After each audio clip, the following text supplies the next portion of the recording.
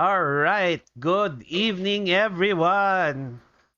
Welcome to the Level Up Geek Nights podcast. Woohoo! Hey, guys. Hello. Hello. It's such a wonderful evening tonight to celebrate with you guys and enjoy this time to talk about another rousing topic for Wow. this evening. Wow, rousing topic talaga. So anyway, my name is John and I am with Level Up and together with me I have our anime otaku specialist Maya, はいよ、こんばんは。Yeah. and we have our literary expert and you know Right. I'm an all COO around COO child of owner. Just kidding. John G. all around geek. Hello. Hello. Good evening. And of course, we have our special guest for this evening who has gladly accepted our invite. And he is one of our avid viewers. Wow, avid. Wow. Who has been listening to us for quite some time. So we're glad to invite him on. Kyle of Christian Think Tank. Hey, Thanks, Kyle. thanks. Woohoo! Hey. Welcome. So before we begin, maybe Kyle, you can tell us a little bit more about yourself. Sure. I'm not that important or special, but I can tell you a little bit. So I think part of in this little world of social media and ideas around fiction and things like that, that started for me young. And the main reason for this is because I had a really rough childhood, so I could escape. And the only place I could escape to was the world of the stories that I wanted to be reality, right?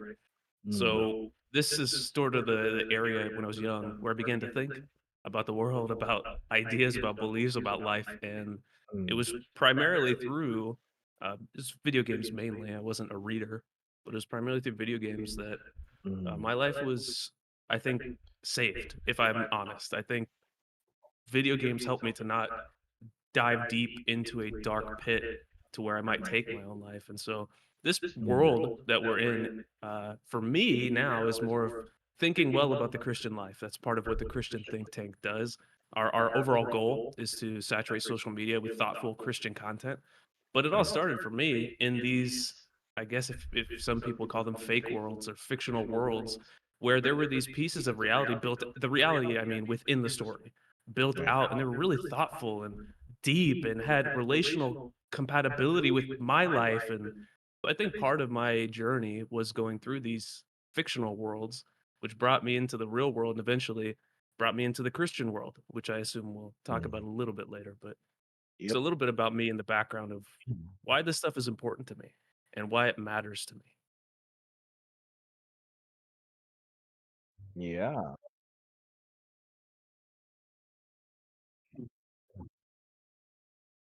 Mm-hmm.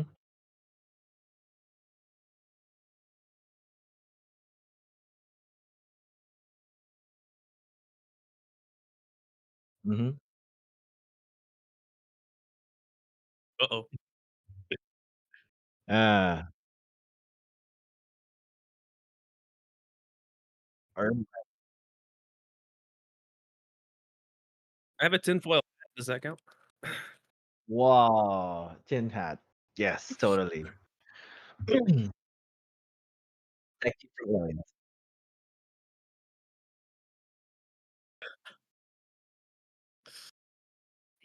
Right. So basically tonight, yeah. So what we are looking at or tackling is religion as we see portrayed or as represented in pop culture fiction.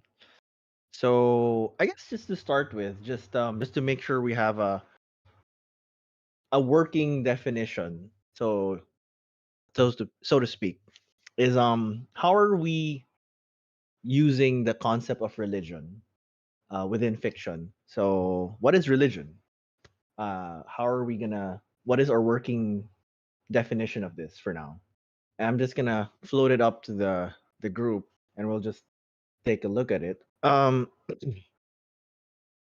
And yeah, sure, go.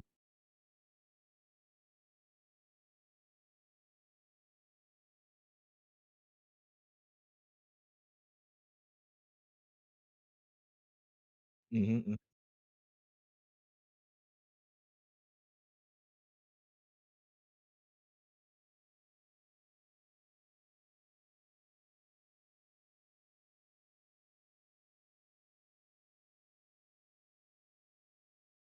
Mm-hmm. Mm-hmm.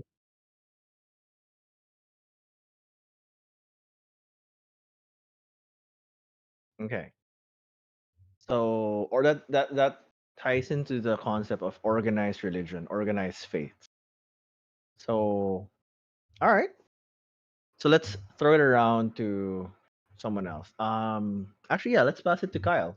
What is a working definition that you think we can use for this evening? That's a good question. Religion, it can be complicated.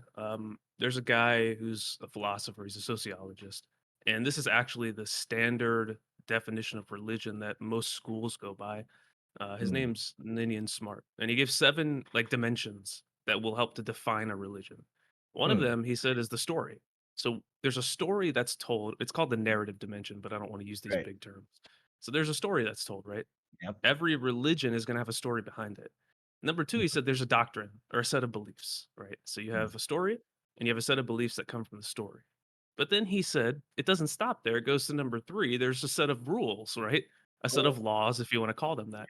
And he called this the ethics, the ethical dimension. But then he says from there, you have a community. So now you have a social dimension. This also mm, helps to make up a religion.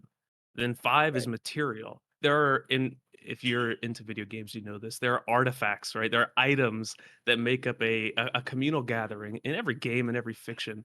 In Yeah. religion, that exists too. There are artifacts, there are items. Mm, Six, there's rituals. There's things ritual. that you do. We don't need to call it like a demonic ritual. That's not what I'm saying. But something you do regularly. It doesn't need to be once a week or once a day, but it could be once a year. It has to be something regular. And then the last one is an experience. Mm, Something you experience that gives meaning to it for you and for the community. So I think a definition, if I would put this in a sentence, would be something like this: the ritual or regular practice of a system of beliefs that is often communicated from a deity or deities, a right. supernatural power, Yeah. or a sage, some smart or enlightened person. I think that generally would cover those seven dimensions, but it would Hmm. give you a working definition. So regular practice of beliefs, so you've got to have Yeah. some things you believe in, Hmm. communicated by a deity or some smart guy, a sage, an enlightened one, something like that. That Hmm. seems to be foundational in the way that I would see religion practice in fiction and the real world. Okay. So thank you for giving us that example. Actually, quite comprehensive because, as you said, that is actually what is being used by um, in the academe, I would say, Every school. to define in schools to define what a religion is. Okay, so paano tayo, Maya? Let's just wrap it up and then let's jump into things. Just a few extra thoughts, like how would you take religion? Because later on we are gonna try to speak up on like what some examples we can see of how religion is portrayed in the different fictional universes we like. So I'm sure we have a certain concept when we were coming up with these examples or something. So Maya, ano yung sayo? What do you have? Yeah, basically, sobrang agree with what Kyle mentioned. Was it six ba? Seven. Six Seven, Seven? or but seven? Right. six would actually make it up because one of them is similar to the other, so six is Yeah. good. Bit overlap. Sorry. Yeah, but also in that particular point wherein someone enlightened or maybe Mm, even a powerful being mm, or someone who would lead the social gathering, Yep. that's important for every religion, so to speak. So I think yep. the social, yeah, we can see that even in the real world. The deity, uh and everything that Kyle has mentioned, the six dimensions. All right. Okay. So from my end, I think just to move things along. Normally I'm the one who's like dissecting things, but to get today we have Kyle with us. So I'm just gonna jump in and like in my thoughts aside from what's already been mentioned. I guess religion you can just you know yeah, it's a worldview, it's a faith system, it's a belief system. Um, and generally, it's depicted as a higher being.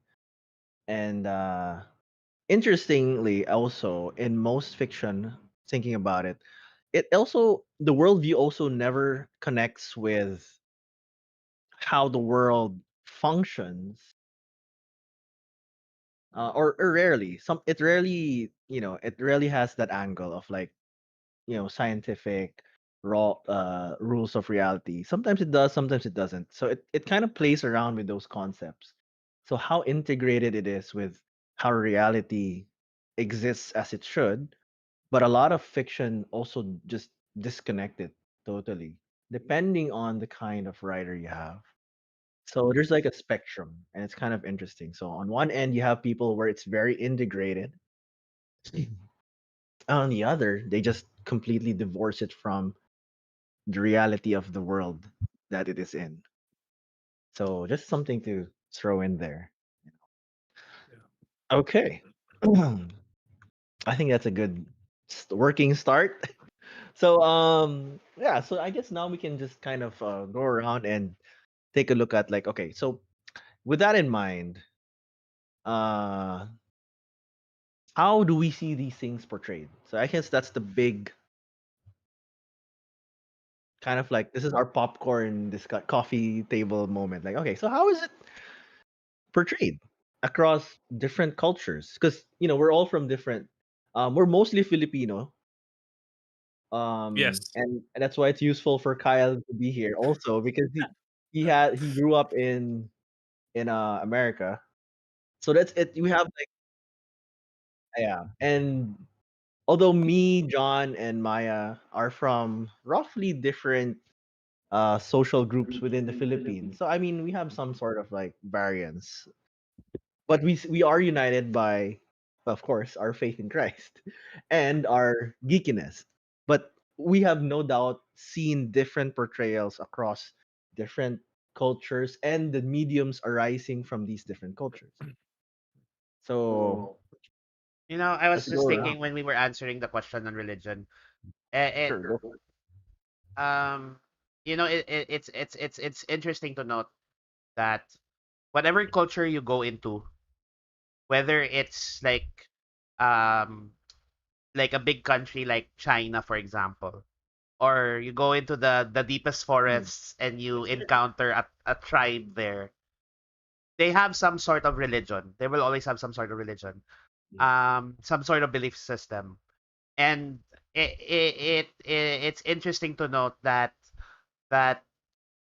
even in the fiction that we write, in the fiction that we make, in those fantasy worlds, no matter how the world says we're how the world a lot of people say now that the world is evolved from religion, from believing that there's a higher power.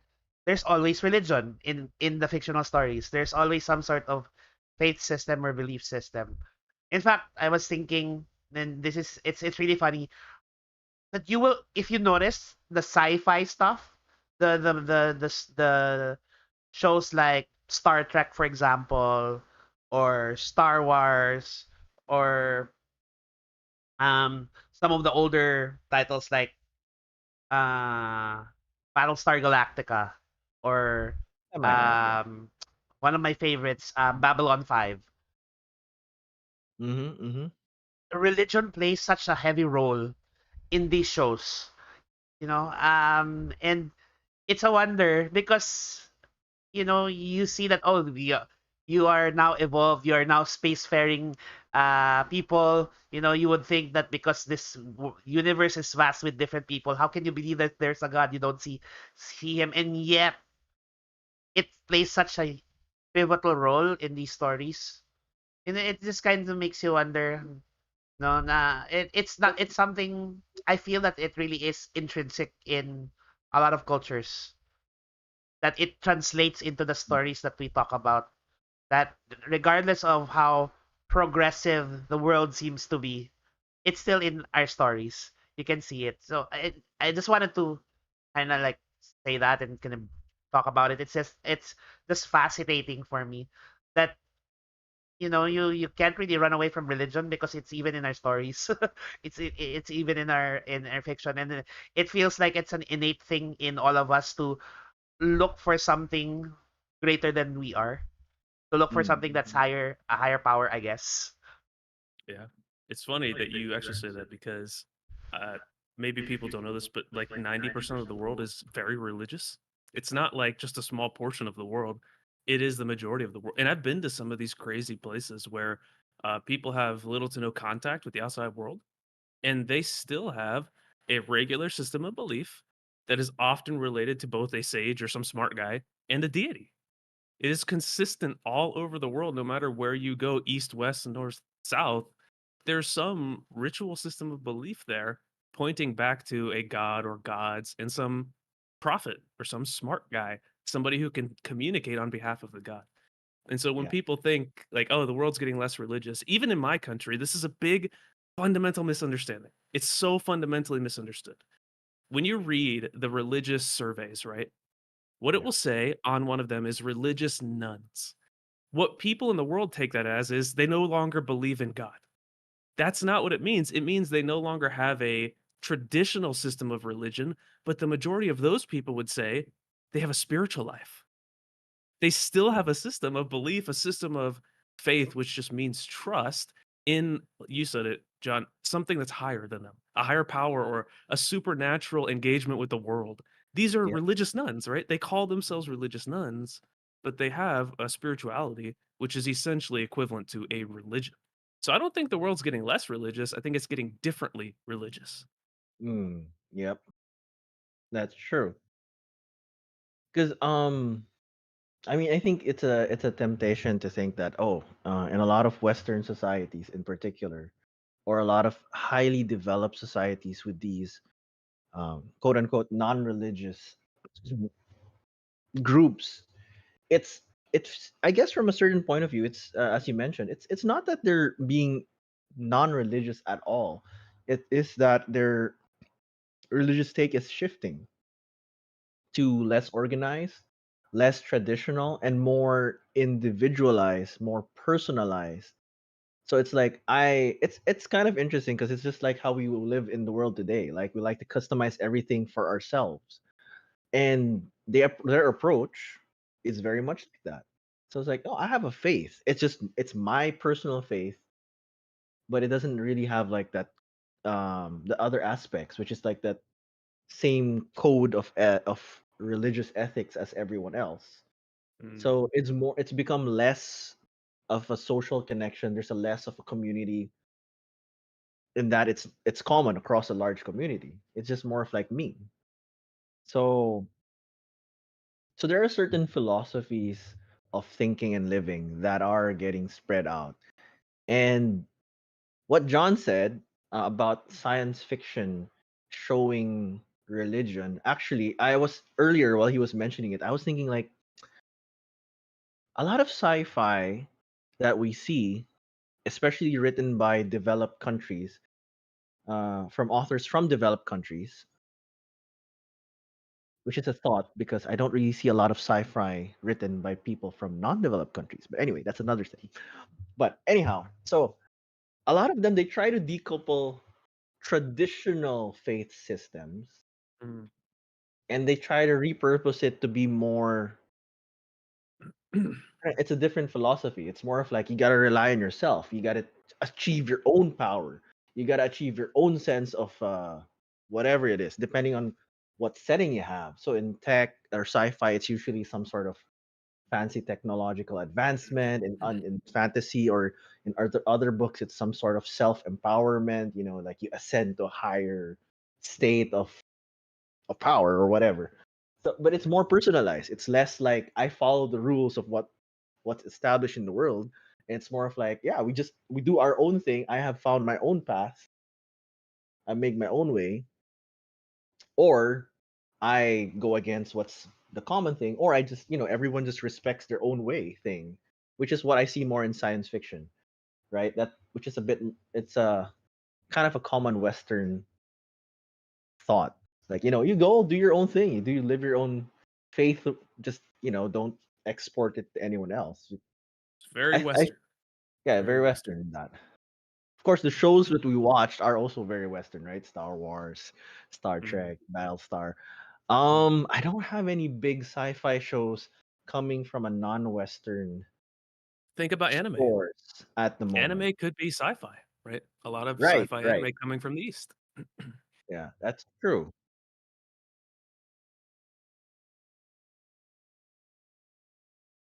Of course. Which is a one of the hugest that's sci-fi, definitely. That's one of the hugest sci-fi anime IPs that broke out into the US, into the Yeah, Western world. It does. yeah. It does. That's another interesting take because that was created by an Eastern culture. But before we Yes. get too deep into it, I wanna tap into our lady here, si Maya. Do you have, based on itong kausapan namin, what do you have as a thought to throw in? Gusto ko ngang sabihin sa inyo, eh, umahon na kayo diyan, medyo malalim na diyan. Sorry, it's okay. So we gotta Hindi, bring but back a more nuanced Yes. state. yeah, That's what we're here to I help thought with. John was going to say the first thing that pops into his mind is yung manga na ano, eh, si Jesus tsaka si Buddha. Ano There's also that. There's anong also manga that. yun? That's also an interesting one. I didn't get to read it. Yeah, me too. But what I was Good going to though. say is yeah, how religion was portrayed. Siguro I'll just give a an example. I have been into Genshin for about a year now. It's a game and it's about archons and people they're leading or basically different regions with different archons, so to speak. And this particular region, it's called Liyue. Um, it's very similar to, and I think it symbolizes China, maybe because it's China made the game. Yeah. And their archon was the Geo archon, meaning he's the god of Earth. um Earth god. y- yeah, earth god, but also a god of contracts, a god of money, mora. That's the currency in game. And then it's funny because he's a god who kind of retired from being a god, Mm. and Sounds so he Chinese. he I'm sorry. Anyway, go on. really Does contracts, money, and okay. retiring. Yeah, Okay, go on. Go on. Sorry. and then after he retired from being a god, he just hands over the reins to the people of Lee. And so uh, growing um being someone who grew in a Christian background, it's kind of mind blowing to me that a god would retire from being a god and actually pass on leading the nation to the people.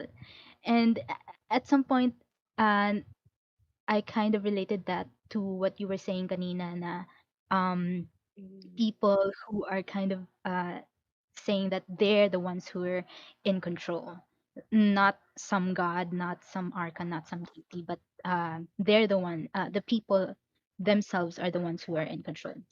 Sorry, sorry. No, it's fine. Did Go. you hear that? There was an ambulance passing by. And so, as I was saying, it was mind blowing for me because the God I know does not I don't think that he would retire from being a god or would become Mhm. tired of Right. being a god, right? Despite how we're all doomed. Yeah. This, yeah. And reading from the Bible, you would, if you read the Bible, you would read that the people the Lord is is very stubborn, hard headed. So, and Yeah. if I was the god, I'd retire. Yeah, 'cause I'd get I get tired of these people complaining and everything. But yeah, the kind of portrayal that the game has of gods uh in Genshin is very uh different from what I know. And it kind of it kind of reminds me that oh reminds me and um makes me appreciate uh my own belief, my own faith in the God I have. So point is it's very different from what I grew up to learn about faith and about religion. It's really true because you see this weird thing that in almost every fiction where you have a deity, it is a god that almost exactly is just a stronger human. Like it's Yep, made in the image of a human, right? The it is. god represents me or you or somebody else, but just stronger. Maybe they have a power, or maybe they have bigger muscle, or whatever. Maybe they're taller, but they're always gods made in human images, which I think Yep. is really ironic. It's really interesting. So to just kind of bring something in. So okay, so we have Western and Eastern cultures from different countries bringing in their viewpoints of what religion and gods are. So and just to kind of ride on from what Maya shared, um, for her it was a very strange thing growing up and then coming into this one. For me, because I was a huge reader, I was a huge well Chinese, yes, one. But the Because funny you're thing Chinese. is, we didn't actually practice a lot of super Chinese traditional rituals. We actually grew up as a generally Christian background. I went to a Catholic school. So, I mean, it's more or less a Judeo Christian background also. And my exposure to the Chinese rituals was actually a little later in life. But anyway, it's more of because I love stories and I love going to the earlier stories, mythologies, and so on. So when Maya was describing the gods of Genshin Impact to me, written by a Chinese company, for me, it was just like, well, that's just like the celestial bureaucracy because that's the Chinese god system. That's what they Mm, had. mhm, Um, you have gods there who are just elevated superhumans. yeah. And actually, one of the methods of ascending into power is to be a sage. And then when you have that moment of transcendence, you become a divine being. And if the more successful you are at it, the higher you go in the hierarchy until, well, you can compete politically for being king of heaven. So, I mean, that goes to show, there's a lot of that. Um, so there is a lot of that, and it's interesting because that also still populates their current fiction, of which I do read a lot of. I do read a lot of translated Chinese written fiction of different types. And one of the largest genre is called yung the wuxia and sanxia one. So the wuxia one is more of just kung fu martial arts. So it's a little more low key, but the fantastic and belief system element comes in more with the sanxia arts or genre, in which your protagonist is usually some being who keeps transcending in power until he becomes god of all reality, defeating a previous god who turns out to be evil or something like that, and he's like, well, Always, I am always. now I am now the new god who successfully defeated the old evil god who a previous hero failed to finish off, but now I'm the final guy who does it correctly. And I am now the creator and ruler of all reality. So it's very interesting how those things are built. Yeah. So in those genres, I guess you could say the faith system or religious system is integrated into the story. So it's not like putting it down. But within the same culture, China, when you read a non-fantasy writing, religion is often, especially in the fictional sci-fi stuff. I mean, well, it's all fiction, but like it's also really set aside. Like they focus more on like, oh, like gaming, the power system, and they remove the religious or um supernatural element from it. It's they try to explain it away somehow. So and I it's I just I interesting. I I I would counter to that though that um in some cases where especially in I don't understand it actually it's in space sci-fi. In a lot of Mm, cases in space sci-fi it becomes a plot point. The supernatural element and the spiritual element of religion can be right, seen right. there. Like one of my favorite series is Star Trek Deep Space Nine, specifically that series. And a little background for those who don't know. Normally, if you watch Star Trek, it's this team of people on a spaceship going beyond where no man has gone before, right? So Mm, but Deep Space Nine was the first series where they centered the story on a space station. station, So right. for most of the story, it revolved around that space station and the planet where they were anchored to, which was Bajor. And Bajor, that the planet in the series was deeply religious, and they believed in a uh, they had a religious system that was very. It was almost Eastern East East Asian because they had a system of monks and it was like a combination of East Asian and South Asian religions combined, and they believed in a group of gods called the prophets. Hmm. And so the main character, Commander Cisco, who is of course because he's a Star Trek officer and he is basically the captain of the show. He has to be he's the what they call this. He's uh the scientific one, everything has to be based on science, everything has to have an explanation. It's Star Trek. It's supposed to be pseudoscience, so it's like that.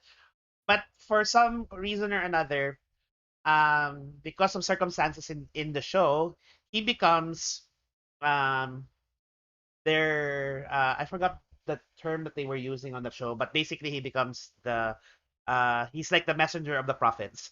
And so he is actually being venerated by the people as like a messiah figure, right? And that he's the only one who could communicate to the prophets. He's the only one who can, and he throughout the series he struggles with this because he's a science guy.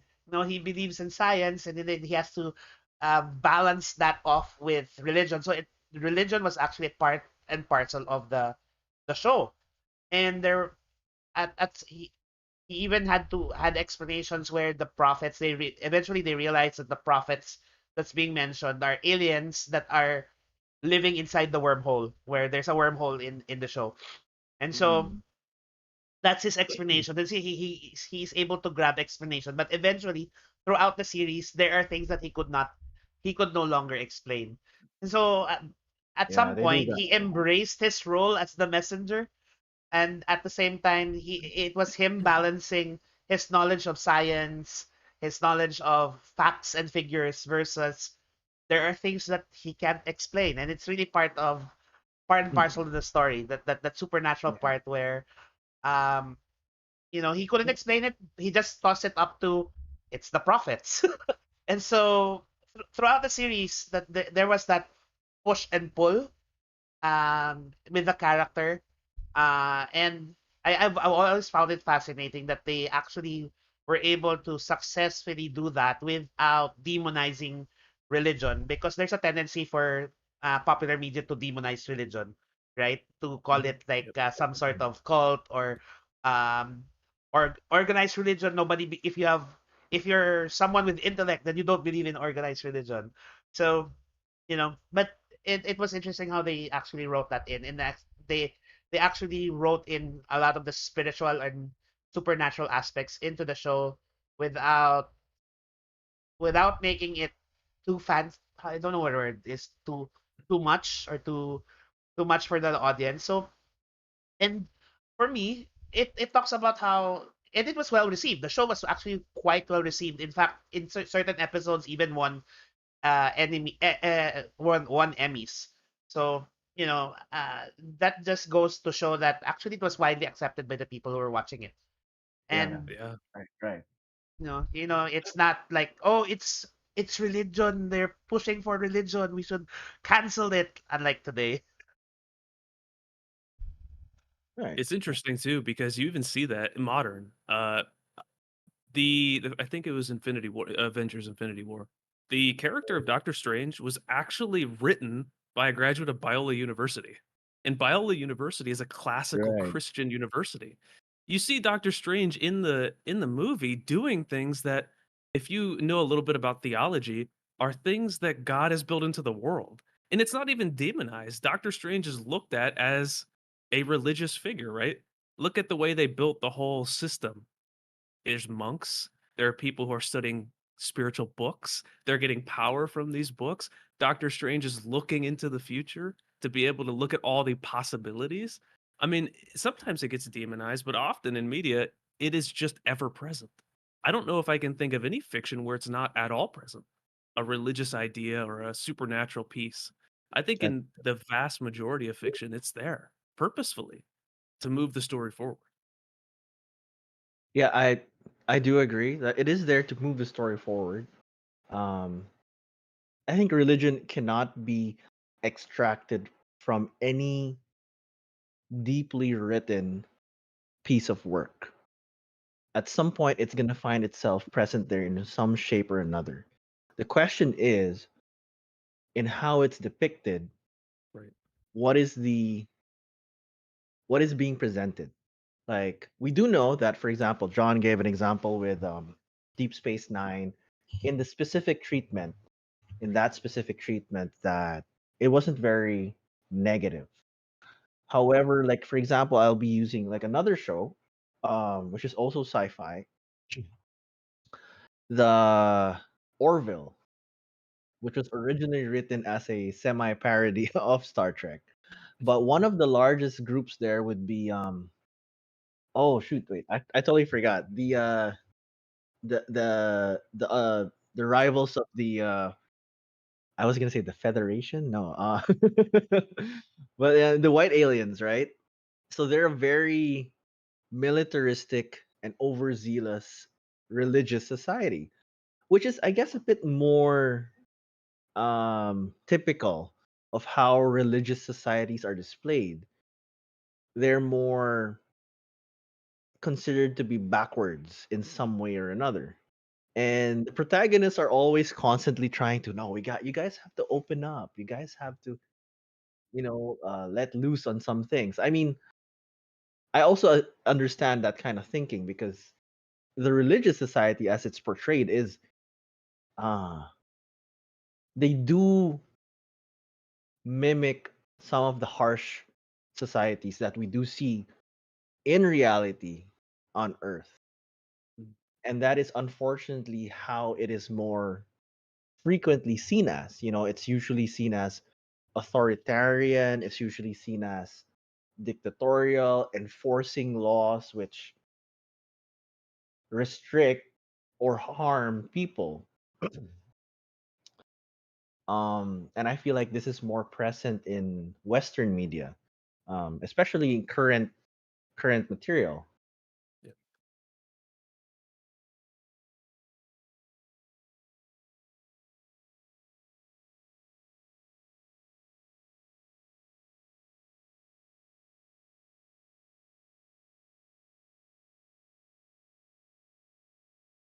He he is here. Yes. Yeah, true. He does a lot of political satires. He pokes a lot of fun at a lot of things. Yes, yeah. Yeah.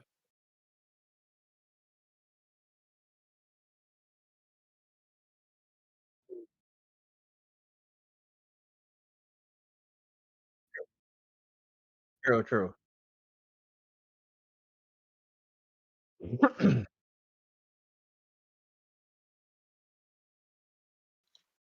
JB, you're muted though. You're muted though. Oh, you're muted on the cast. Oh shoot. I'm sorry, I was muted. I apologize. So let me repeat what I said. Yes, In please. brief, in brief. In brief. So I think the Orville, again, as I was saying earlier, I think the Orville, the thing with the Orville is it's in the nature of the show. The author and the creator, Seth MacFarlane, tends to be political. In the way he writes his satire, the way he writes parodies, and so the show tends to carry that as well. So that's why there's a tendency to demonize any form of religious belief on the show, as if to say that we have gone beyond we are now free from the shackles of religion and etc belief. Oh, That's how the show tends to portray religion in general. true. Though I Okay, don't think it's restricted to Orville alone. As I mentioned, nga, there are, but I not to you say do that see I this. You yeah do see this in a lot of fiction. A lot of the current writing and shows, it is actually depicted. I just happen to use the Orville because it's a very visible yeah. thing. But this is also very seen in general. But I wanted to shift the time to Kyle and Maya as well. Um, so from your perspectives, what kind of things do you more frequently see in the media that you have? I'd be curious, Matt, because you're a female. You see some things that I would never see as being depicting religion poorly or positively, because I see Uh, it from a completely different perspective. So I'm curious, do you see things like, hey, in religion, women are they're not valued or something like that? Do you see that more? Because I mm, wouldn't know. I'm curious. it's a good point. It's a good angle. Hmm. Well, siguro first I would like to shift the focus on the good and the bad. Yeah, cause more media, movies, literature, often portray good versus bad stories, right? And you would see, um, I think our viewers are more like they are waiting on us talking about Tolkien and C.S. Lewis, and you Yeah, would we'll get to that yeah, really soon. We gotta portray yeah, it. Like we gotta see the entire thing. yeah.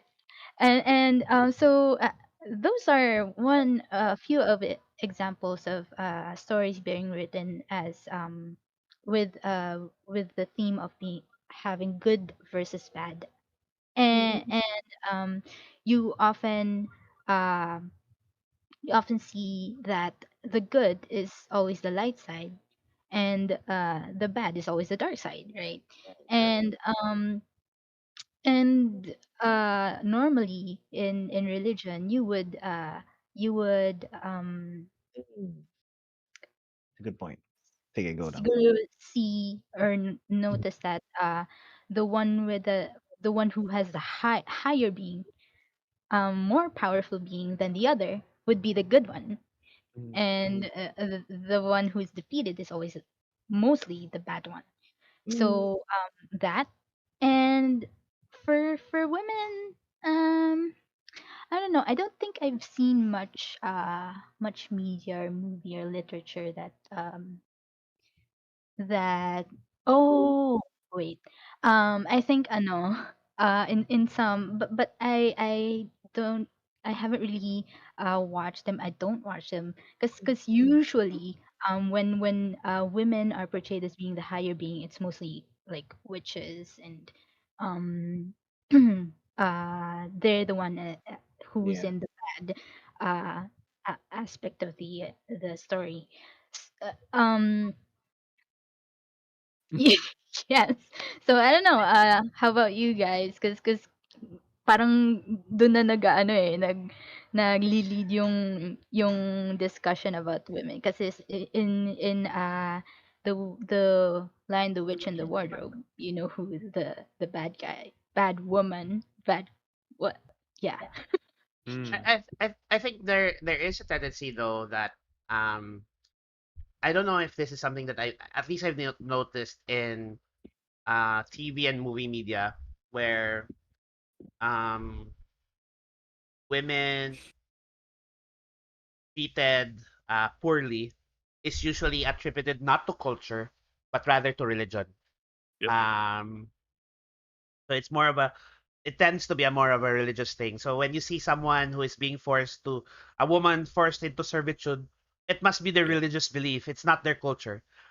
Yeah. I don't know why it's automatically the religious belief and not the culture.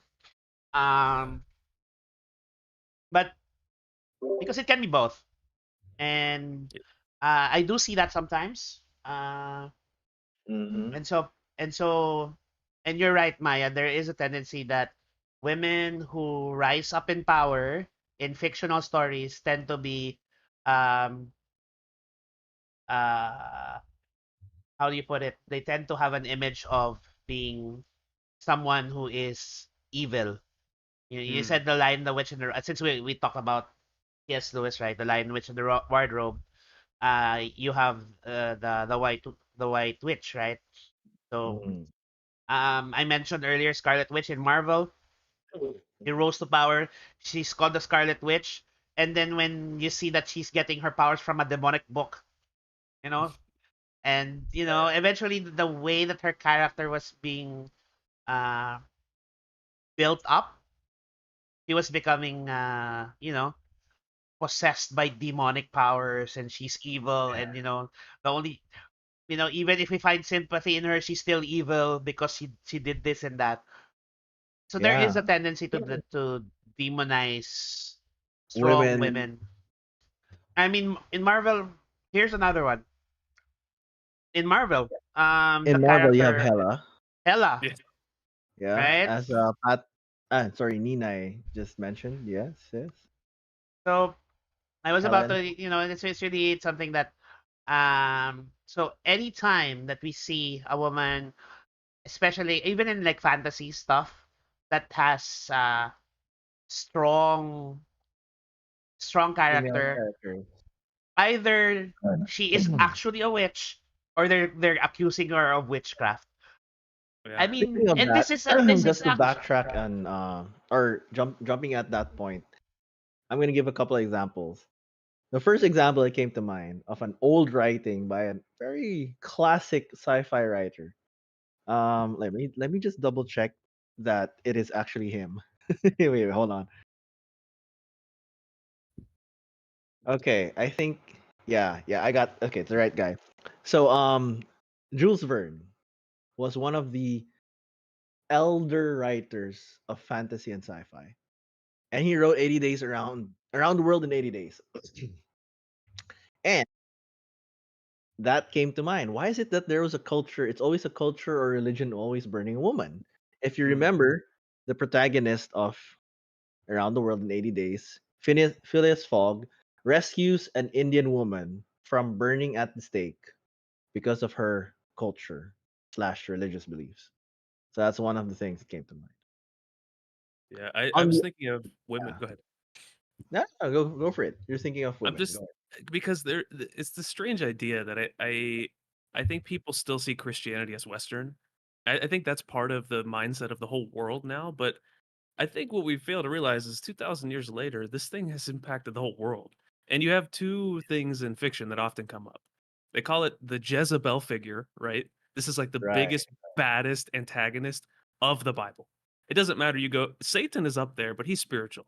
This is a person, right? She's terrible. Then you have the Christ figure. And you almost always see these two portrayed in that way in fictional media. I was thinking of the Marvel examples also. It's like right, you got right. this woman who she's sort of they never get the middle ground. Like men can have the middle ground, but women are either worshipped, right? They become a goddess, or they're like extremely Jezebelian evil. And so they need to be eradicated and destroyed. And I think that that's an unfortunate example because there are plenty of worse men in scripture in the Bible that Yeah, could that's be true. portrayed as a Jezebel figure, but she just gets picked up because you have Eve as her predecessor, right? And Yeah, that's considered to be the cause of all evil, right? Oh, it's Eve. She fell. That's the cause. Jezebel is her great granddaughter. So now this has got to be the picture of evil, right? A Jezebel. I think that's unfortunate, but it is there whether you're east to west. The that's woman typically ends up being the Jezebel figure. or the mother figure, which is true because like you see it Yeah. in a lot of um but this might be a male thing coming around because I do see in a lot of the other writings, they're either that the Jezebel figure or they're the ultimate mother slash support figure to the protagonist. Yeah. Like they're always like the like I mean you see this in an anime, Yeah. right? You know the lady is never almost never the hero, but Yeah. she's almost always like right there behind the hero to help Yep. him get up to the final boss or whatever. Yeah. It's very rare that they on their own are represented in a positive or heroic stance. It's Yeah, rare. yeah, and when the female character Well, the when the femme fe- fatale kind of falls when the towards the female character Jezebel. is actually the protagonist, the main protagonist, It's she will usually a often romantic be fiction. she I'm Yeah. no, sorry. yeah, It yeah. usually is. But in like in fantasy stories or whatnot, if the female character is the main protagonist, she is almost always demonized Yeah. by whatever religion, because her place should be in the home, her place should be in Mm. the kitchen, Mm. and it's always that depiction that it's not a culture thing, but it's a religious thing. And I don't necessarily believe that it's a religious thing for me. I think it's a culture thing as well. But people tend to blame religion why women are being treated that way even in fiction. And it really is, it's a culture. And it's funny that how women are depicted in that way when we talk about religion. And it's almost to a point where the women are never really given an opportunity. And like you said, Kyle, earlier, there's no middle ground. Yeah. Can't the woman just be a woman? She's the Yeah. antagonist, she's a protagonist, but can't she just be a woman? She's doing the right thing. I went down this really, I don't know how you guys feel about the popularity of Attack on Titan, but I went so far down this rabbit trail. Like, I read every Reddit thread, like 50,000 comments, just trying to figure out this whole story and putting it together. But if you look at that, if you look at the Attack on Titan series, it begins with the mom, the middle is the mom, it ends with the mom, right? All of this happens because of this dude's mother.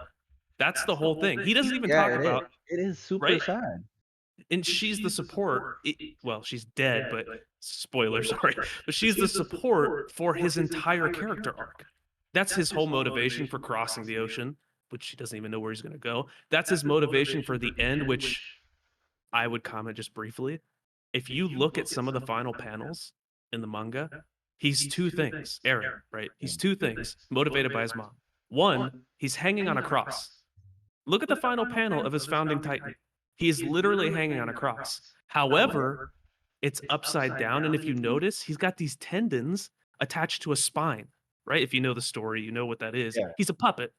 He's a Uh, Christ figured puppet motivated by his mother. Spoiler alert. Yeah. Well, I'm sorry. Like since we are It's been discussing years since the manga finished. Now, come on. religion and everything connected to it in fiction, so spoiler alert, guys, we're gonna be unpacking if it all the different things from different angles.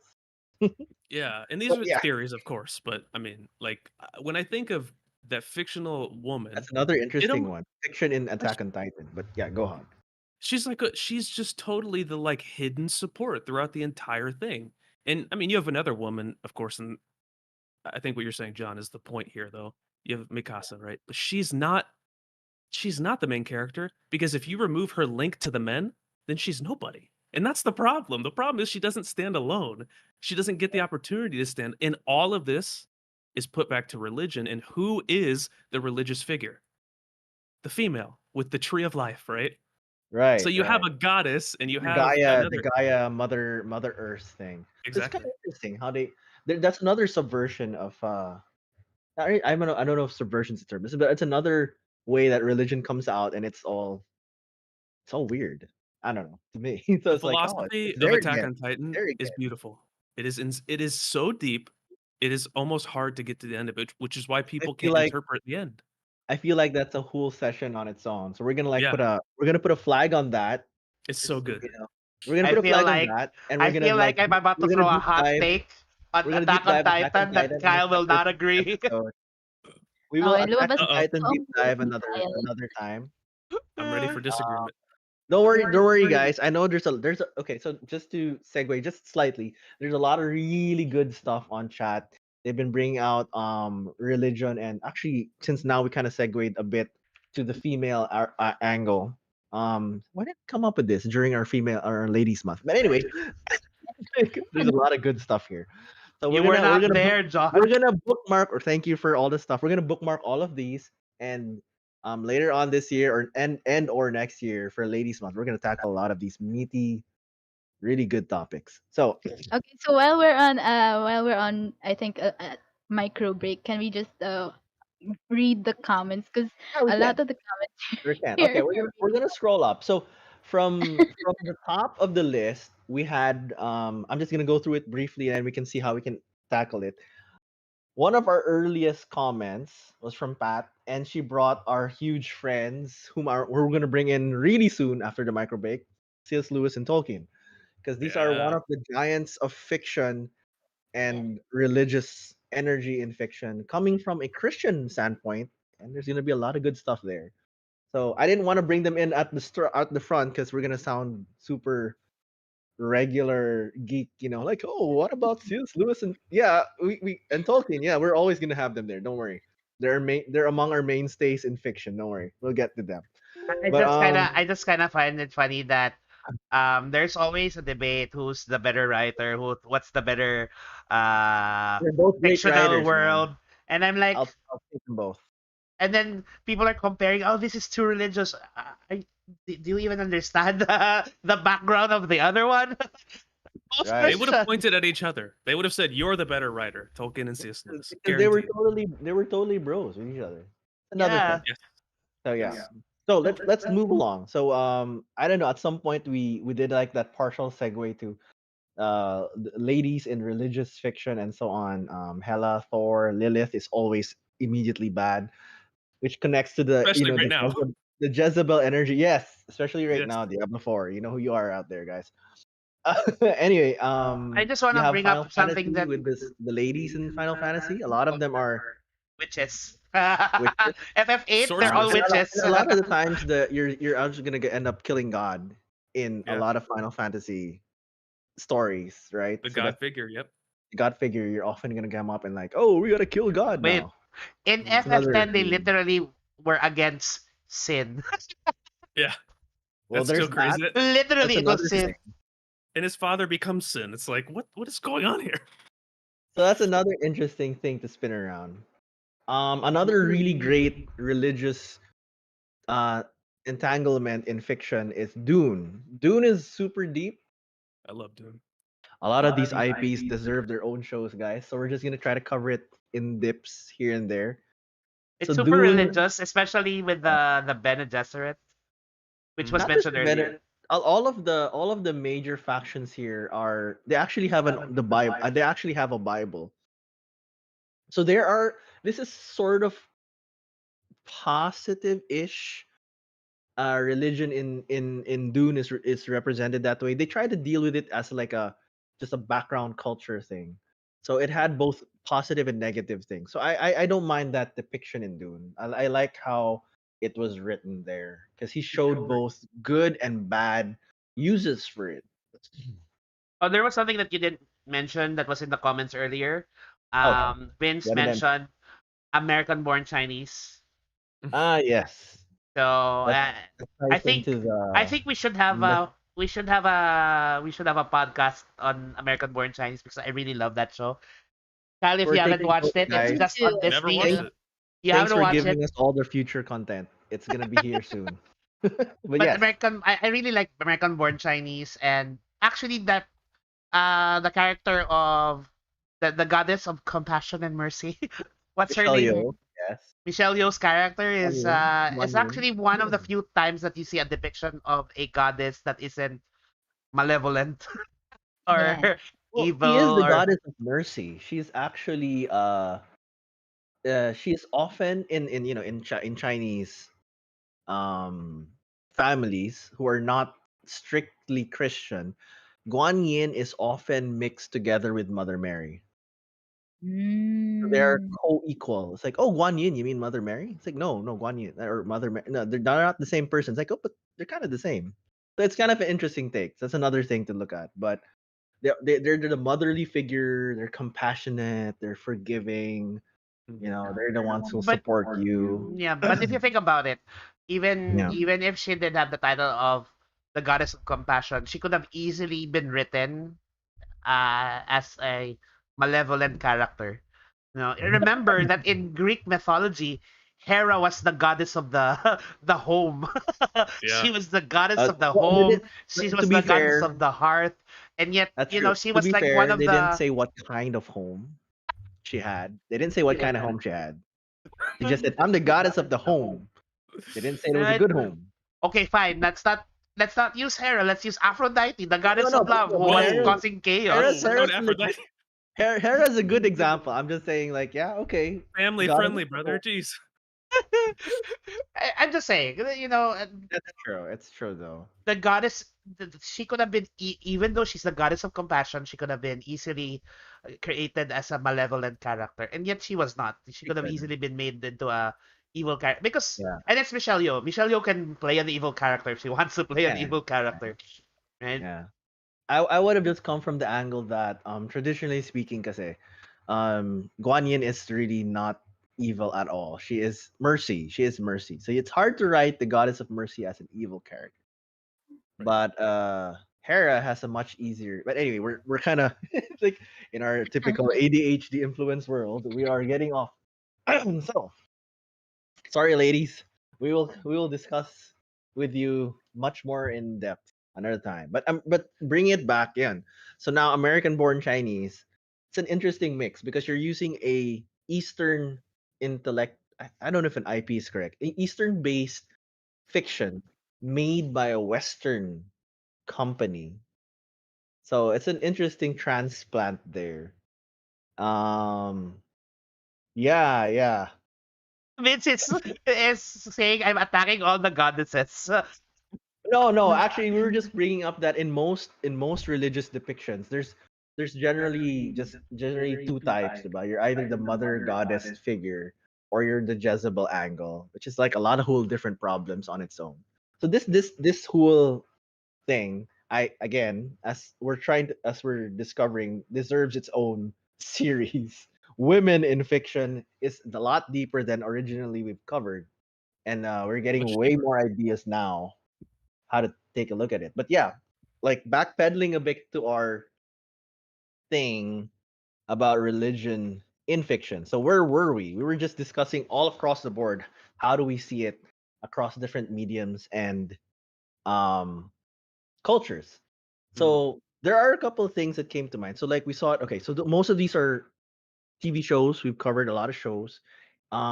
Let's just shift the angle slightly now to games, books, and then why is religion portrayed in these manners? Let's try to put it frame it that way.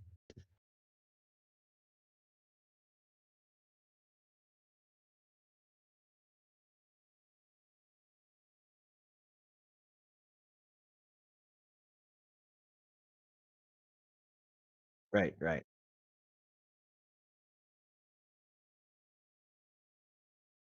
right, right. Agree.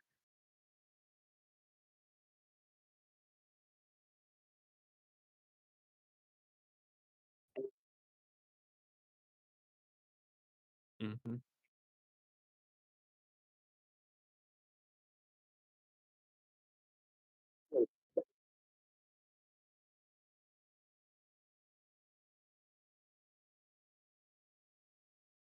Oh, John, your mic is off. My Sorry, mic is off again. you got Sorry. your So as I was saying earlier, usually. there is a tendency for religion to play a pivotal role as part of the backbone of your fictional world. Whether and in most games, it's usually like that. Because it informs you of what kind of game it's going to be. So you need to have some sort of what's the culture of the people? What do they believe in? And so in most cases, the culture and the religion cannot be divorced from each other unless you're talking about specific religious organizations or groups that will pop up eventually within the game. Because inevitably in any game, there will always be a religious order. Right? So in most cases, that's the case. Even in in cases where you're playing a post-apocalyptic what do you call this? Like Fallout. Yeah. Yes, like Fallout. There will So always Fallout. be a religious group. No, there will be always be some charismatic leader leading Mm. uh people, and whether or not they are a cult is up for debate. But that's really how it really plays a big part in the world building. So for me, whether it's Western or Eastern, you have to have some sort of belief system so that you can also understand what your main character Mm. believes in. If I is it a main character that you will put your, you would be able to play vicariously through that character, right? Do Right. you actually put your stock with this character because this is what they believe in? So it's core into the story because a character's core values are always going to be connected in what they believe in, and a belief Mm. system that is clear within the world will always make sense because it doesn't make sense to believe in something, but there's no basis in that belief, right? It's Okay. like saying you have morals but you don't believe in uh, a higher power that's dictating what those morals are, right? So there has to be some sort of that, and I think that's why in a lot of cases you will even if it's not religion per se, you will have a belief system uh, baked into the story so that you can have a better understanding of who your characters are. And if you don't see that in a story type of game, then more often than not, it's not a game that you will play for long. You'll lose interest because you don't. Depends on the kind of game, right? But yeah, that's noted. Like this is relevant in games. In religion as depicted in games, it's usually relevant in mga games that have a role playing aspect or a strong narrative aspect. So Maya shared this earlier, yung sa Genshin, right? So that's a big example there. And John, as you shared, Fallout. So anything else that you have, or Kyle, as you said, like you found your start in a lot of this in games. I did. Um, do you have anything that Yeah, I speaks think out to you in this? yeah, so one of the things that you notice is any game with a story is often going to have more to reality in it than actual reality, right? And I think the reason for that is because if you just had a game that looked exactly like everything we experience in reality, people wouldn't play it. People want to enter into a new world. And actually, this Yeah. is a preempt to C.S. Lewis, but C.S. Lewis literally says something like this about humanity. But the Yeah. one, so like I mentioned earlier, I had a really rough childhood, like really, really bad, severe abuse, all these kinds of things. And I escaped into the world of RPGs because what drew me in is that they told stories I wanted to be a part of, right? I didn't want to be in this real world. I wanted to be in another world. And what I noticed, and as I kept thinking through my favorite game of all time, spoiler, is Final Fantasy 9. 9 is literally the greatest game of all time, and I will Mm. not hear any arguments against that. Okay, so no, nope. That's fine. It All like right. of course, I think it's because of my subjective experience. It was really there at a really rough time. But Yep. what you notice, you go through this game, right? And I think John, you said this right, and this is really important. Japan is the least and always has been Christianized in Western nation on the planet. Christianity has never actually broken into Japan on a large scale. Never before, never today, never in the missionary movements of the early days. Never. So this is a purely Eastern place with Eastern thinking and Eastern religion. But Mm. when I look at a game like Final Fantasy 9, and then I look at a game created in an RPG, let's say, created in the States, the general outline of religion is exactly the same. You got a guy. He doesn't really think he's that good. He starts to recognize he can get a little bit better by acquiring certain powers, right? As he acquires certain powers, he has to defeat a demigod. In this case, his demigod is like his brother, we find out later. But then at the end of the game, you beat his brother, and what comes down? This like god. And literally the name is Necron, so it's death. It's like the god of death. And you have to defeat the god of death. And where do you defeat the god of death?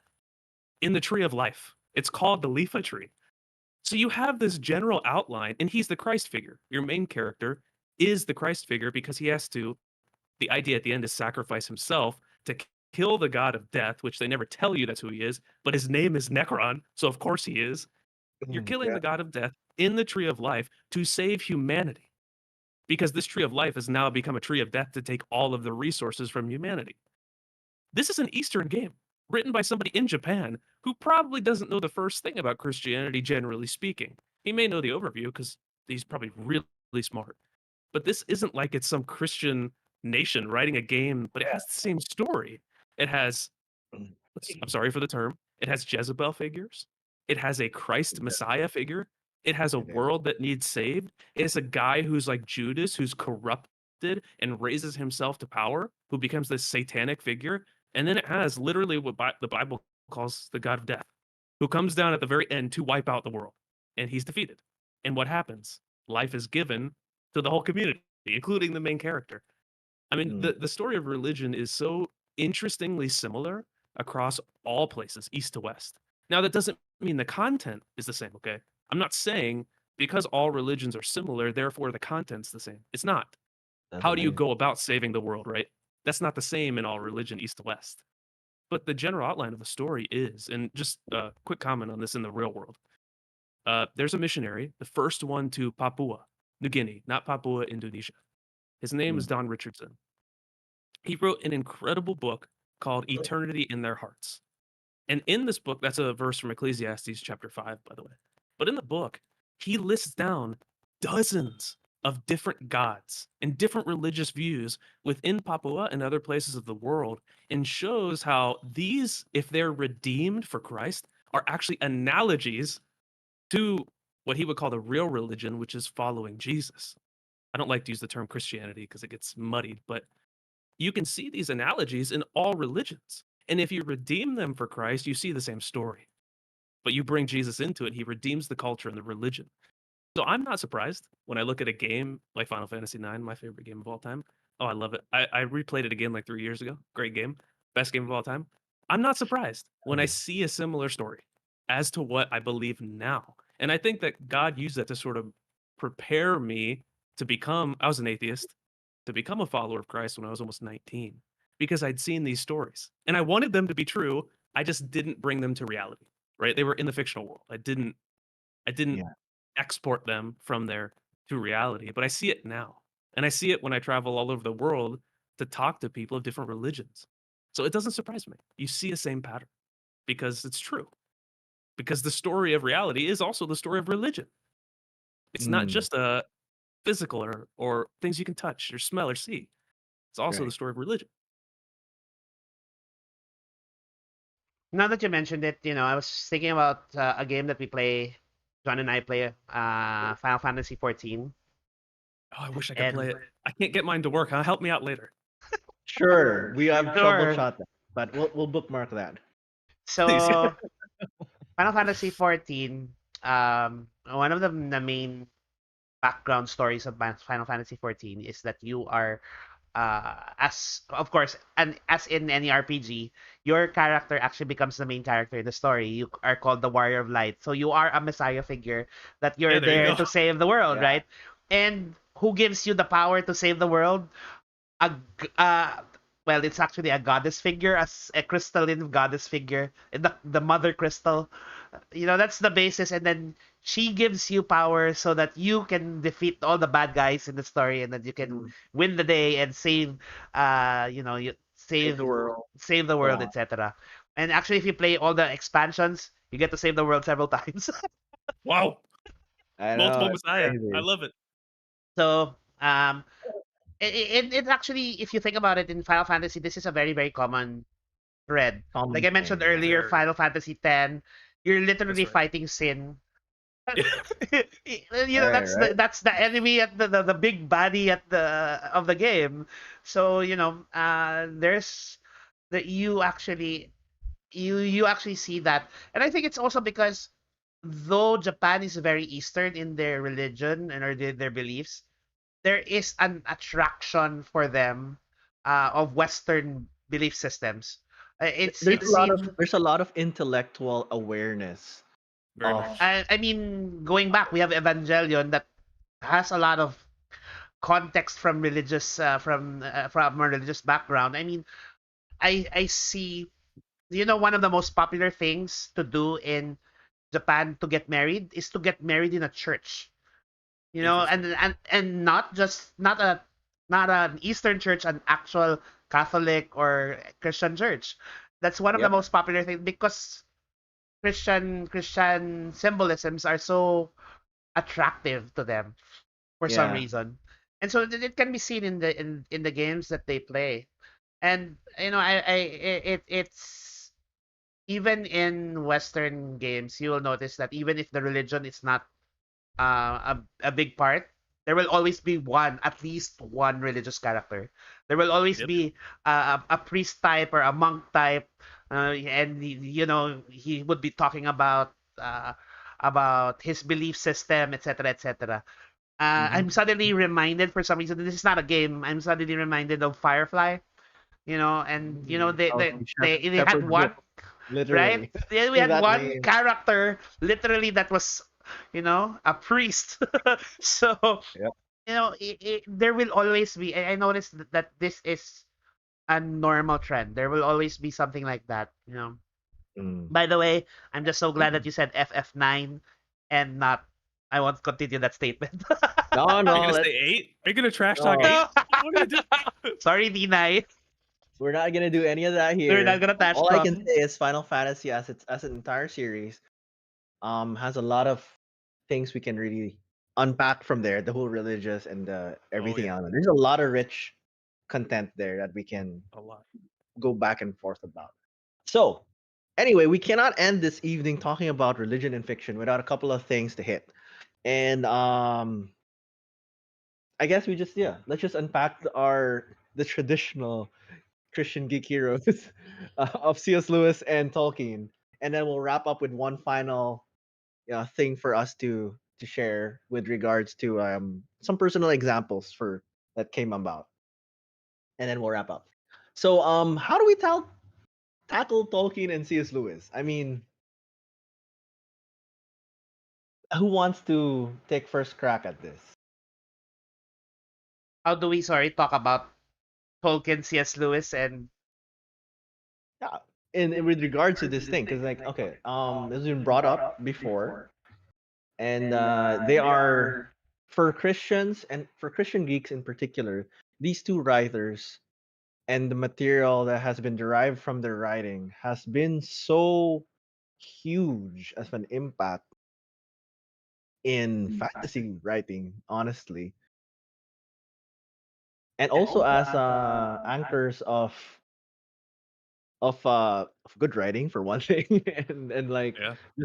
just like, hey, this is how you write with a Christian heart, and how that actually subtly gets into all the writing. Because for these two, well, for C.S. Lewis, it is more obvious, but it's interesting how here. I guess I'm just gonna take the one dive into it. I'm gonna open this up. So for C.S. Lewis, obviously you have Aslan, the Christ figure, but actually when you just write it out, he never really.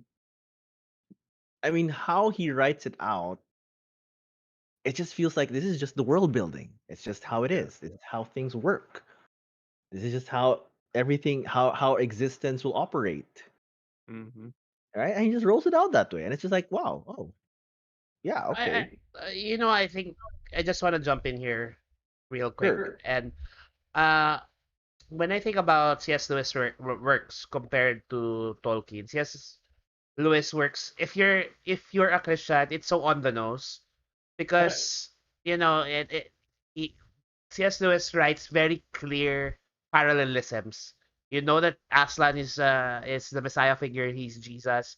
You see the what do you call that the sacrifice can save someone, and then the true sacrifice can resurrect someone from the dead. The tablet, the tablet where he was killed on breaks when he was Mm. revived, and like Right, right. these are all very clear symbolisms. In fact, there's a mention as well where a That's true. character can enter his kingdom, which is a clear allusion to heaven or paradise. So Right, right. I I actually appreciate it that because it's really peppered throughout the entire series, where you can see if you really look at from a biblical perspective, you can really see Christ at Mm. almost every angle of how it's written. Tolkien, on the other hand, tends to be a little bit more um, opaque, Subtle. opaque, subtle, but it's there. It's there. If you look at it, you can really see his writing is really inspired by creation. It's inspired by who God is. It's inspired by a story of a demonic figure. In fact, these were, you know, there was an angel who, angelic figure that turns evil, and like Yeah, it's so clear. And then if you think about it, oh, you're right. It is talking about Satan. it It is. is talking about the devil. If you read the background material, the Silmarillion and all of the writing Mm, surrounding it, you have that, diba? The creator figure that's right. And I think who, I appreciate as well diba, where, creates all of the angels, basically. and actually I appreciate how he writes his races with uh distinct characteristics that makes me feel like, wow, if it was modern day, it's like, different races fighting over whatever because they have this belief system. This is what they grew up with. And you see that when the elves talk to the dwarves and they're fighting over something silly, because actually in modern day people of different races fight over something silly, right? Different countries, yeah, very Yep. much. So About resources, it's basically greed. Like the spirit, the kind of spirit that takes over them is and I different. and I like how he shows actually how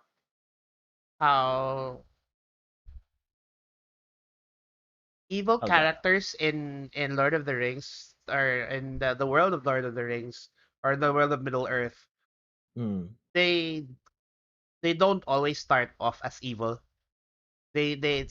Many of them are eventually corrupted. Over time they become the evil things that we see them now. But in the mm, beginning they were not. Many characters are written that way. yep. Um you see that in, for example, Gollum, the character of Gollum, where the corruption over time, and it's in we see that, for me, that's a reflection of idolatry. When we focus on one thing, eventually, no matter how good you are, because the hobbits are depicted as a very good race, they can Mm. still be Good corrupted, natured, good hearted, yeah. right? And the depiction of the heart of man, how they can be corrupted by power, it's all there. And these are all things these are symbolisms that speak truth, of the gospel, of the nature of man. And of Nature fan, course, yeah. right, in the nature, that's why we all need a savior, right? And that the story especially in Lord of the Rings, it's a story of people needing to be saved, right? Yep. They all Mm. needed to be saved. And it's an interesting stuff. Like, so Lord of the Rings also uses a lot of the um tropes that, your hero here isn't Aragorn, although he is a hero. Yep. He's your typical hero. But your hero actually, funny enough, is Frodo and Gollum, right? Because if it weren't for them, or not for the grace of what happened on the mountain, then they would have lost, right? And I like the It's very story interesting. where we see, actually, for me the hero is Sam. Well, For that me, too. I'm They're sorry, all. Sam. Uh, Mm.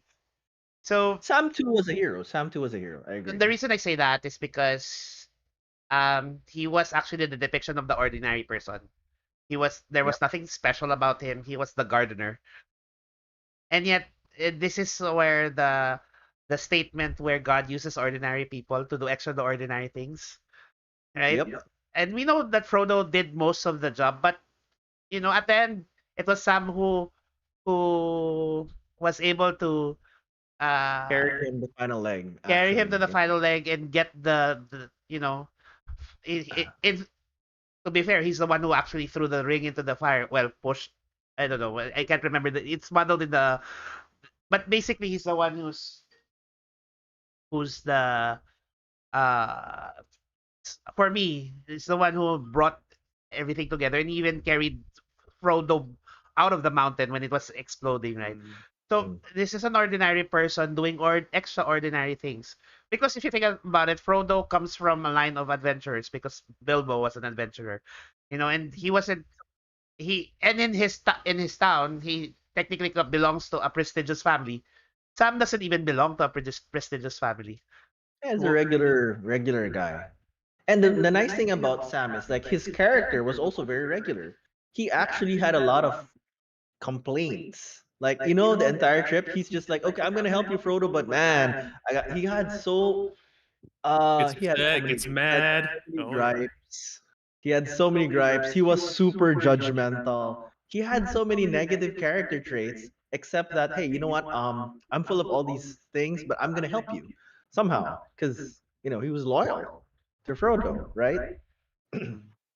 So again, that brings us back to how God uses ordinary people. And Sam was very ordinary. So in so many ways. Indeed. I think the main reason why C.S. Lewis gets looked at more Christian is because he wrote nonfiction Christian content that ended up being more popular than most of his fiction content. And I say this for a reason. Elementary school, I think grade 5, I can't remember, maybe 6th grade, I was assigned to read The Lion, the Witch, and the Wardrobe.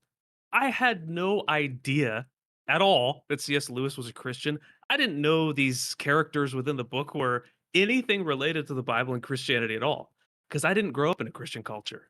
I mean, America is, but my family was very non-religious, very, very atheist. So I didn't see any of this kind of stuff. I know you guys say like you could see Aslan as the Christ figure. I didn't even know what Christ was, so I never saw these things, right? Right. And I think for most of us who are non-Christian at the time, we wouldn't read C.S. Lewis fiction and see it as Christian. It just wouldn't come off as obvious to us because we don't have the background that the Philippines has, right? You guys are Catholic background. Regardless, you have all the imagery. You have all the stuff, you have all the language, the items, the artifacts. I didn't have that. In fact, the only time I knew C.S. Lewis was a Christian was after I became a believer. I had no idea, man. I didn't know any of this stuff. And when I read Tolkien or watch something that's inspired by Tolkien, I actually see a lot more of the biblical Christ figure in that than I do in C.S. Lewis work. And that's Hmm. probably because my background in fantasy. I really like fantasy stuff. And so I put together big pictures. I'm not as detail oriented as other people are. And the big picture of the Tolkien universe is clearly, if you laid it over the Bible, it would be the same. Now, there's different characters, there's different ideas. I mean, you talked about what's his name, Iluvatar, who's creating all the angels and all these things. Right. And yeah, you have the exact same picture in the Lord of the Rings as you'd have in Scripture, without all the key details like the Christ figure or this thing in C.S. Lewis. So I never, from a non-Christian background, I would have never seen C.S. Lewis as more obvious. And I think the reason we do is because most people read his nonfiction work first, because he has great work, nonfiction. He I'm not does. a huge C.S. Lewis fan. I- I'm not big into like wordy stuff. I want people to get to the point. And C.S. Lewis, in his nonfiction, finds it very hard to get to the point. So I'm not a huge fan, but I Oh, recognize yeah. why he Some of had his such a nonfictions like that, yeah. it's hard, but Tolkien never tried. He wrote a few nonfiction things, but they were letters. He Yeah. didn't write much expositing his Christian belief, but Lewis would say that Tolkien was always talking to his friends and family about Christ, that he was engaged in the church, but his writing and his story or his world building, I was going to say story building, but he did build a world, was more focused on that. And I think Yeah. if you're thinking about influence, I mean, I was blown away by this. I didn't know that the idea of an orc came from Tolkien. Like this whole thing I saw in Warcraft, I see it in Diablo and all these things. Orcs came from a Christian. The influence Tolkien's had on the world may not be so explicitly Christian, but it is all over in every piece of media that we see because of the Mm. worlds that he built. So I don't know if I would see it as just because there's more detailed imagery that C.S. Lewis kind of portrays it more. I think Tolkien does it in a way that speaks to people like me who don't have the background with all the Christian artifacts or anything like that. Mm. All right. Agreed on the background stuff because I went really deep into that. But yeah, you're right. Which is why it's important to like approach these things from different angles, and because we Yeah, all that's have our different backgrounds, right? And right. how different cultures will write things, how different people in those cultures It's write things, mm, and how it comes out. There's so much richness and depth and color to it. Right. yeah, that's right. All right. So we are gonna have to close in a bit. So Esther, and if there's like any how do we do this? For a wrap up round. I did put here like personal examples, but I think to say at this point we've shared a lot of personal stuff already from the different works. And but just in case you guys haven't flagged your fandom here that you wanted to rep, this is your last opportunity, and then and then we'll have like a closing line. So John, Maya, you guys got anything last to say before we Okay, so one thing that I will say it. FF8 is the worst game. Joke, joke lang, joke. okay, you're gonna flag Hey, out. that has sentimental value to my heart. I will literally fight you. No, to be fair, I enjoy the game. Eh, It's just that I have so many story problems with it. But I Of enjoy the course, game. there's a Sorry, lot. Deny. And yes, I'm saying it to your face. uh, how do we say it? I think really one of the things that we can really take away for me, it's really just take away from this is that you know um no matter how much we want to deny religion or faith, mm, it's evident in I never sorry, I got distracted by what Nina said. Yes, it gave us triple triad, but I never bagged on triple triad. I bagged on the That's a story, fun game, bro. okay? Come on, that's a fun game. But all anyway, right, come I on, think my let's takeaway go. really is just that we can never really escape from the influence of religion, the influence of belief systems, because it's integral to who we are.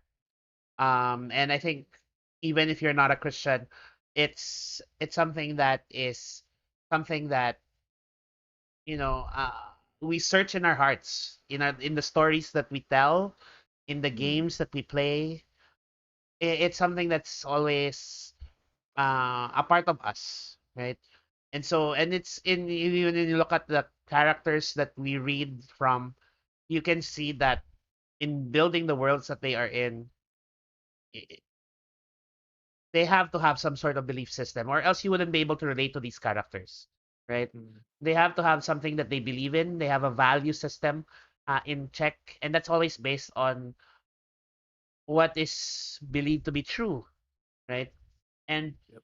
uh, for me, it's an interesting look at how you can actually find God as well in these games and in these stories that we encounter because um, if, uh, for me, religion is really man's desire to connect with God. And because not all of us have access to the gospel, not all of us, and even if we do have access to the gospel, not all of us are aware of what the gospel is or the Yes. truth is.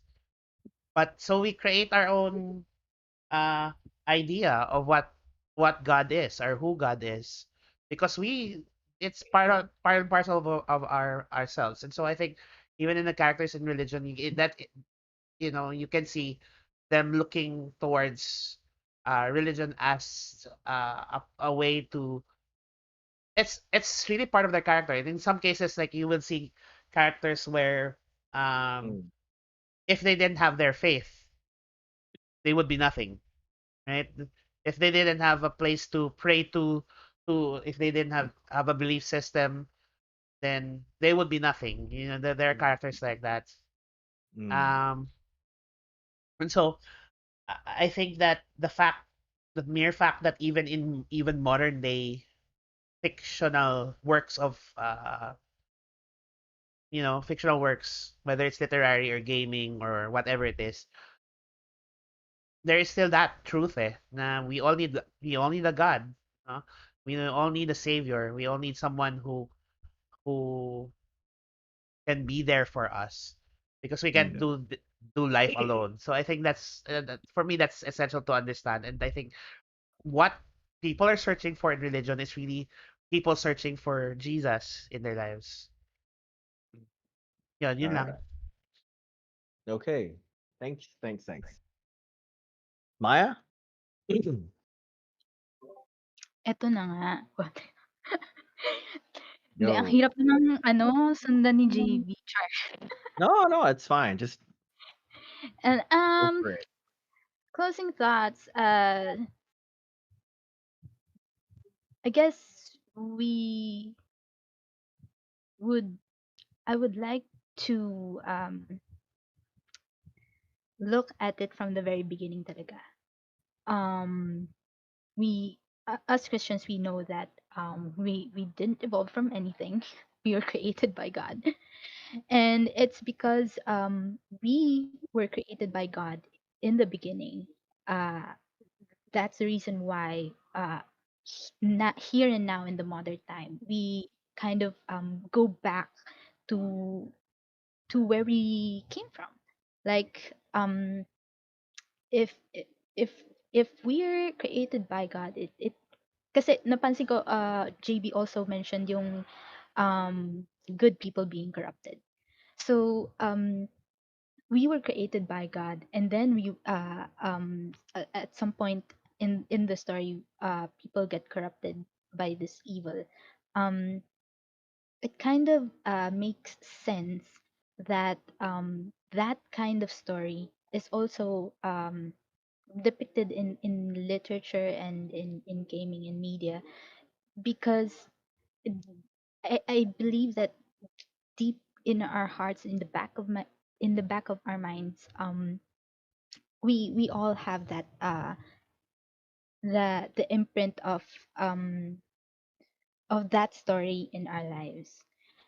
And so people tend to create things like that, to imitate things like that in stories and in media and gaming.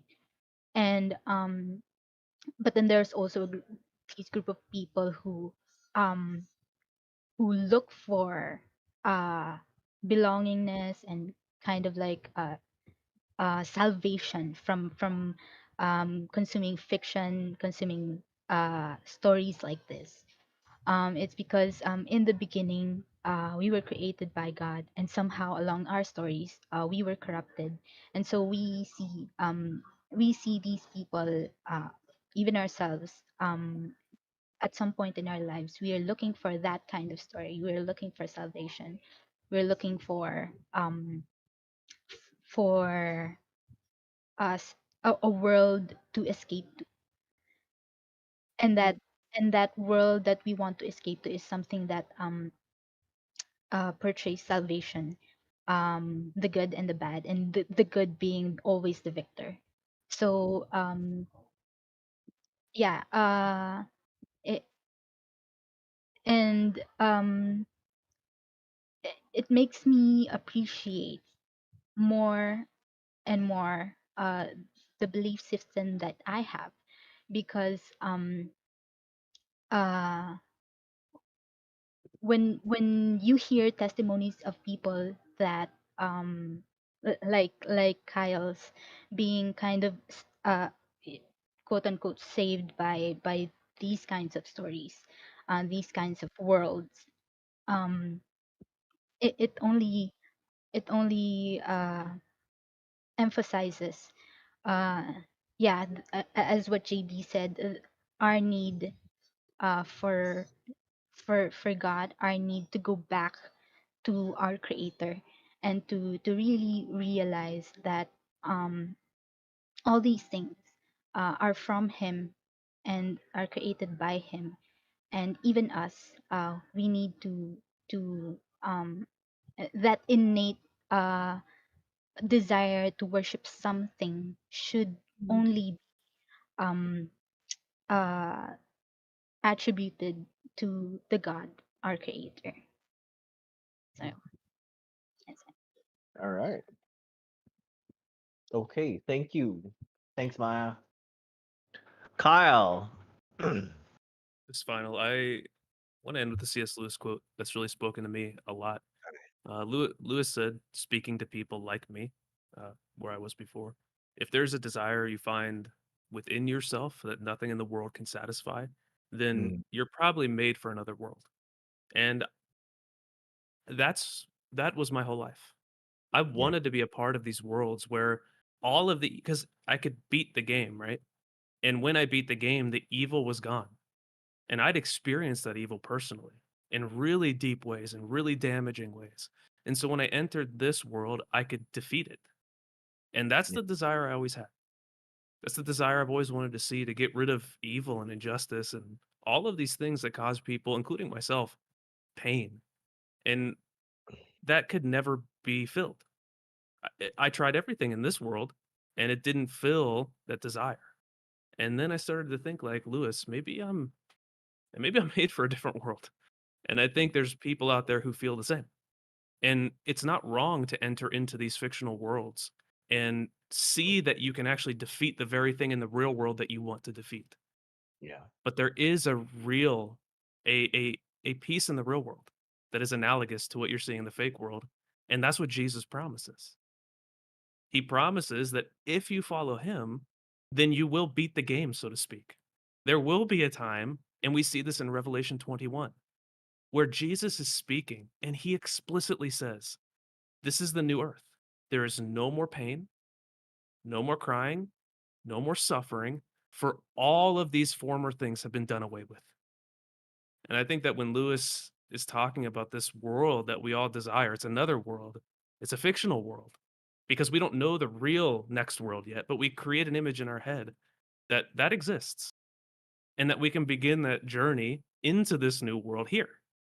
And we do that by beginning to follow Jesus. Hey, we have a God and we have lesser gods too, and they're also evil. We've still got to defeat them. We Mm, have people that need saved. We still have a tree of life. His name's Jesus that we need to connect people to so that they can live in this new world together. So I just think if there's people out there who are like me, who enter into the fictional world and want it to be real, it is. But it happens when you follow Jesus into his new kingdom, where all of these things are actually finally done away mm. Okay, so we have have like a like a lot of lot of really good wrap up statements. So what I'm gonna do is I'm just gonna take the last couple of comments on the stream and try to just bring them together. Um yeah, and the comment I'm gonna tap with is the one that actually you've all mentioned that religion, Christ, and the story of our Lord is present in fiction. It's something that humanity, as much as it tries to, can't really escape from because it's part of our reality. Um, and there is value to these fictional worlds.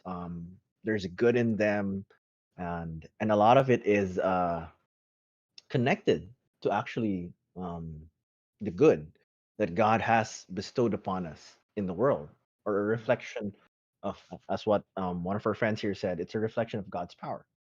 with. And just one last thing, because like there was a question posed, which I'll try to sum up. With the state of fiction, as we've seen in our discussion, what does it say about the state of faith in the world today? So that's a big question. I'm just gonna try to have a sweeping thing. Given how faith, religion, and dealing with it is depicted in all the different fictions, we already agree that you can't get out of it, but it does show how mankind is trying to deal with it, and it comes across, of course, depending on who's creating the material. So you have a huge spectrum from those authors like, of course, Tolkien, Lewis, who are very clearly anchored in the camp of uh, faith is good, to people who are on the opposite side, which is, I think, in pop culture media nowadays. I guess the question would be like, where's our millennial era or Gen Z era, 2000 era version of these, because I feel like there's more, the vast super majority of media today with regards to books, um, online content, games. Yes, religion is present in some form or another in all of these, but the majority of the time, religion is presented in conflicting ways. And conflicting ways, mostly not positive, because it's a man's attempt to get out of it. Diba? It's man's attempt to try to deal with the world without Christ, without God, without certain faiths. And this is most visible with the Judeo-Christian culture. They are a little more friendly towards, let's say, Eastern religion thoughts or other religious thoughts. Which is, again, this is why we subtitled this, possibly this is just the first of a series of religion and fiction. But right now, it's we can see that there's a variance in how they treat faith within fiction. So the state of faith in the world today is just like that. It's muddled. It's There are some few, I would say, bulwarks where, you know um the Judeo-Christian worldview or faith is treated with respect, fewer in which it's honored, but there's that thing. And for the mass majority of content, it's treated with a much more mixed view, from neutral to negative. And that's the reality that we're in. That said, because of the reality that, well, God is real and he's just threaded so much. Like, even in writing which tries to kind of dodge or avoid, or they don't intentionally bring honor or glory, like intentionally with the writing and stuff, you'll see it threaded through there just because God's goodness is just in the world. It's what he made. It's with us. So yeah. So yeah, I just that's my take on it and that final question. And I do look forward to more nights, more time spent tackling these kinds of things. It gives us room to appreciate, to learn, to discover the goodness of God in all of their geeky stuff. To see, like, oh wow, he's actually, we can draw so much from all of these things. And how that can be very redemptive, actually, of a lot of this material, which a lot of conservative views will just discard. So yun. All right.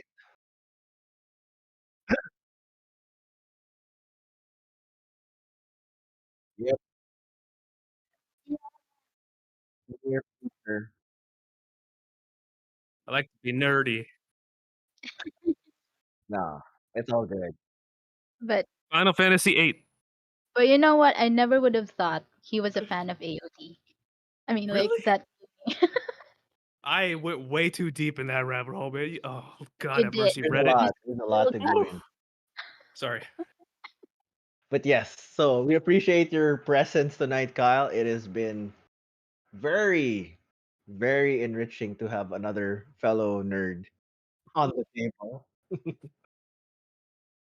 Mute. Sorry, I was mute again. Duh. Go for it. Anyway, I really want to thank Kyle again. I just want to say that I want to thank Kyle for joining us. And since you said Final Fantasy VIII, I actually was thinking about it. I want to actually have a podcast deep dive on Final Fantasy VIII. So Nina, you better join us. We're gonna put it then. We Sabi have a naman ako, list that's our list is building up on all the content we're gonna try to tackle, guys. Don't worry about it.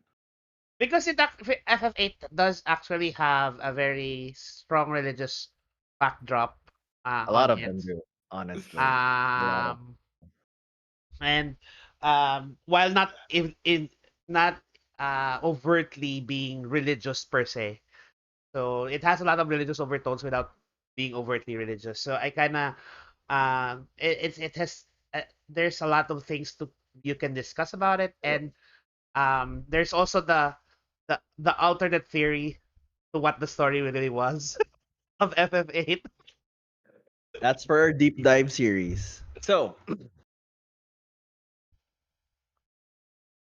with that said, to whoever's still watching with us, thank you for accompanying us tonight. And if you like our discussion, and if you have anything extra to add, just type it in the comments below.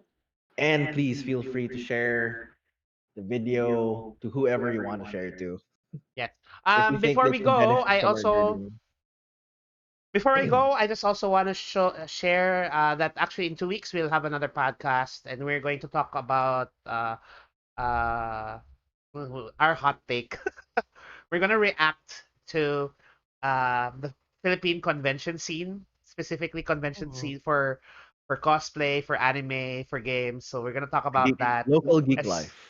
so here's the poster. You'll be seeing it on the screen right now.